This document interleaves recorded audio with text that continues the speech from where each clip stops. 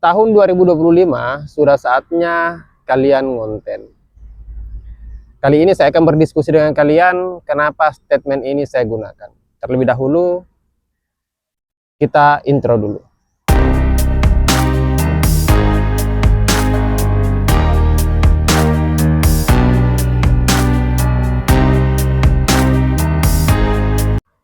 Assalamualaikum warahmatullahi wabarakatuh. Sahabat-sahabatku, teman-teman yang masih setia mengunjungi channel ini. Ini channel baru, channel kecil ya. View-nya masih sedikit, subscribernya masih sedikit. Teman-teman yang mengikuti video saya dari awal sampai video sekarang mesti tahu bahwa yang saya bagikan ini adalah pengalaman pribadi selama mengelola channel YouTube. Nah, statement yang saya gunakan di awal adalah tahun 2025 adalah peluang bagi kita sebagai konten kreator yang bergerak di bidang apapun ya. Yang bergerak di bidang apapun, kita sudah harus mulai di 2025 ini. Nah, jadi teman-teman, saya lagi ada di situasinya lagi di outdoor ya. Saya lagi mancing, kemudian terlintas di ingatan bahwa ada sesuatu yang perlu untuk kayaknya kita bahas. Sebenarnya saya harus bahas ini dari kemarin sebenarnya. Konsepnya sudah ada, cuma ada beberapa hal yang membuat saya terlambat membuat video ini.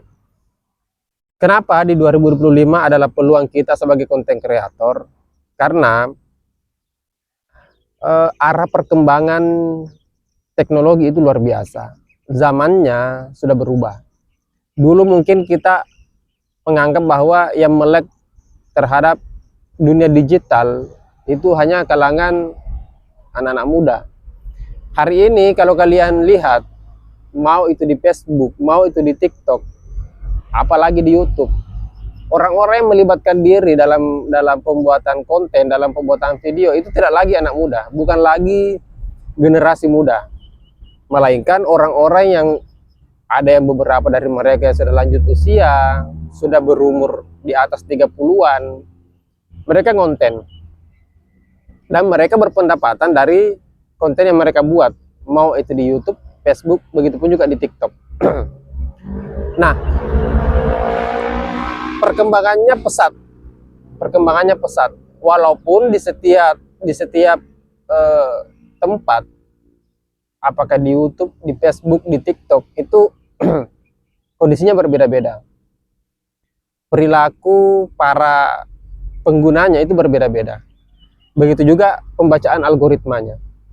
Kalau kalian lihat bagaimana perilaku orang-orang yang menjadi konten kreator di Facebook dengan di TikTok itu gila-gilaan. Seolah-olah orang-orang yang memiliki konten edukasi, konten-konten yang produktif, itu tidak laku di Facebook dengan di TikTok itu. Tapi coba kalian lihat, orang-orang yang joget, orang-orang yang memperlihatkan lekukan tubuhnya, khususnya perempuan, orang-orang yang kemudian melakukan drama-drama keluarga antara suami dengan istri, itu lakunya luar biasa. Jenis konten mereka adalah konten hiburan, tapi lakunya luar biasa. Sebenarnya tidak ada batasan bahwa kita harus menjadi konten kreator apa. Tidak ada batasan. Mau jadi konten kreator yang bergerak di hiburan itu bebas. Bergerak di edukasi, tutorial, vlog, masak, apapun itu, tidak ada batasan.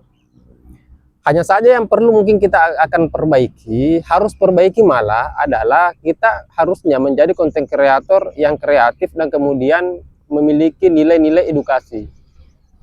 Ada nilai-nilai edukasi di dalamnya, dalam hal apapun.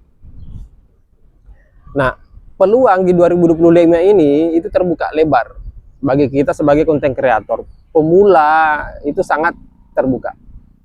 Nah, bahkan pembacaan algoritma itu lumayan cepat. Beda dengan dulu misalnya kita membuat video harus beberapa puluh video, kemudian algoritma baru bisa membaca video kita. Sekarang tidak, yang penting kita tahu tekniknya. Dan kalau misalnya teman-teman lihat, misalnya ada yang beranggapan seperti ini.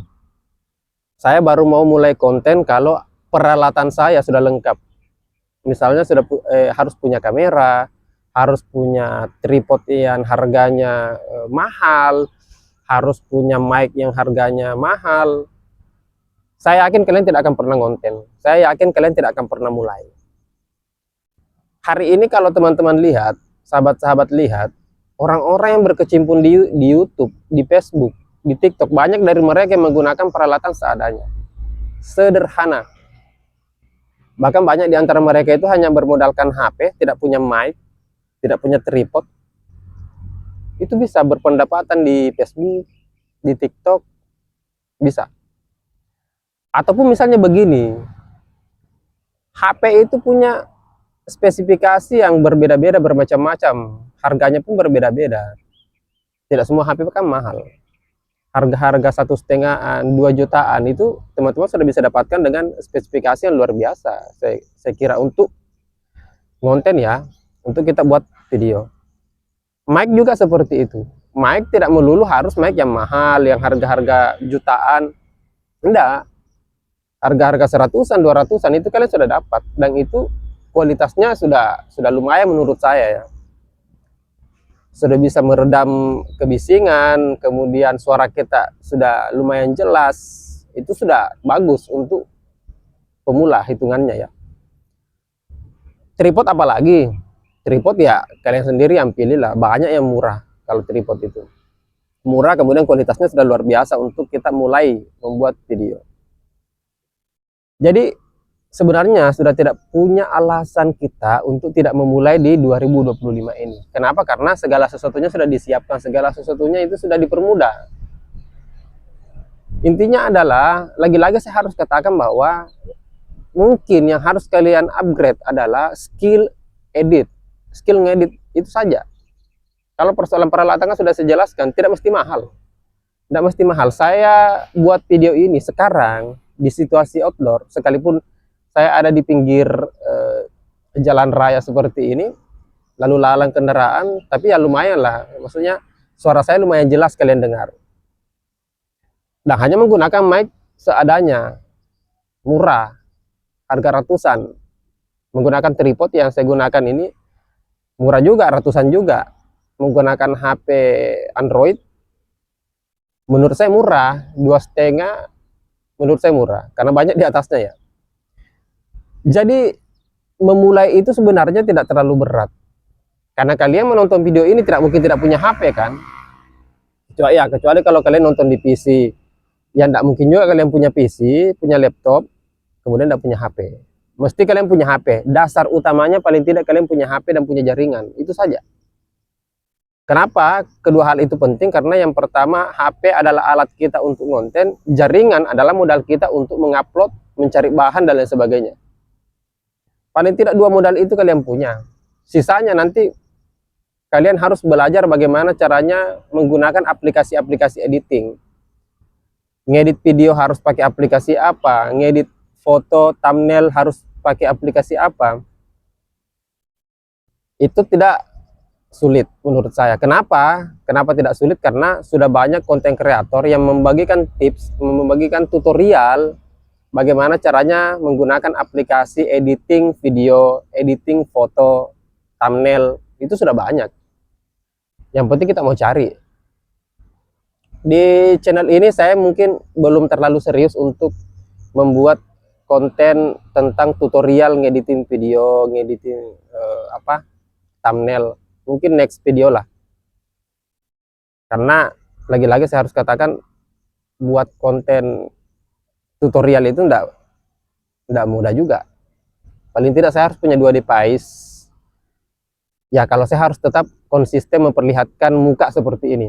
Nah ini juga yang penting teman-teman. Kalau kalian punya kemampuan tidak malu berhadapan dengan kamera, bicara di depan kamera, itu modal besar. Kenapa? Karena banyak orang yang mau mulai konten, konsepnya sudah banyak, tersep di kepalanya, tapi tidak berani memulai. Karena apa? Karena tidak berani bicara di depan kamera. Kalau kalian punya skill bicara di depan kamera, itu modal besar. Karena tidak mudah.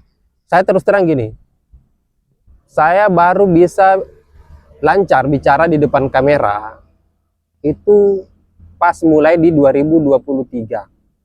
Sebelumnya saya tidak berani bicara di depan kamera.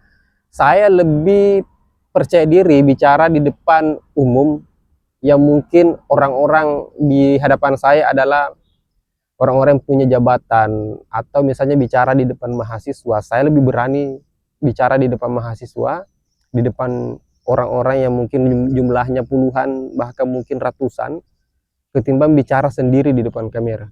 Itu menurut saya agak sedikit berbeda. Tapi kalau kalian punya skill itu, kalian punya kemampuan itu, tidak malu bicara di depan kamera, itu modal besar.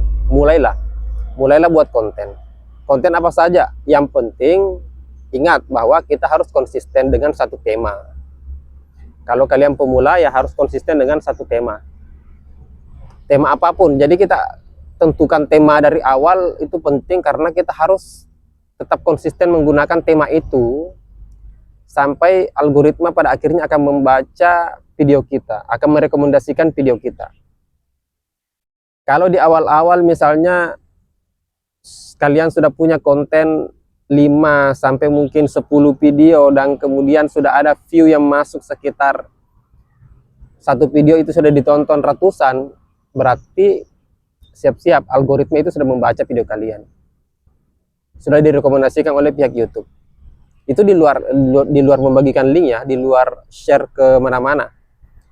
Saya sih sebenarnya ya pernah juga share link seperti itu, tapi hampir jarang saya melakukan share link video. Saya lebih suka view penonton yang masuk ke dalam video saya itu alami,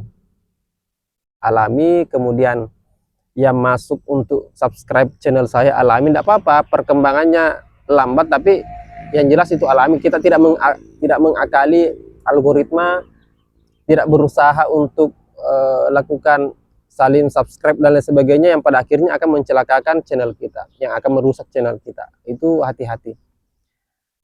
Mungkin itu saja teman-teman ya yang sempat saya bagikan di video ini. Tidak terlalu panjang yang harus saya bagikan. Saya hanya ingin memotivasi kalian bahwa kalau hari ini kalian tidak mulai, di 2025 ini kalian tidak mulai, kalian akan tertinggal dan kemudian orang-orang akan bercerita dan kalian tidak bisa melakukan apa-apa. Jadi poinnya adalah mulai aja dulu, sekecil apapun channel kita, itu persoalan waktu teman-teman. Sampai pada akhirnya kita akan besar dengan sendirinya. Saya pikir itu, kita ketemu di video selanjutnya. Akhir kata, assalamualaikum warahmatullahi wabarakatuh.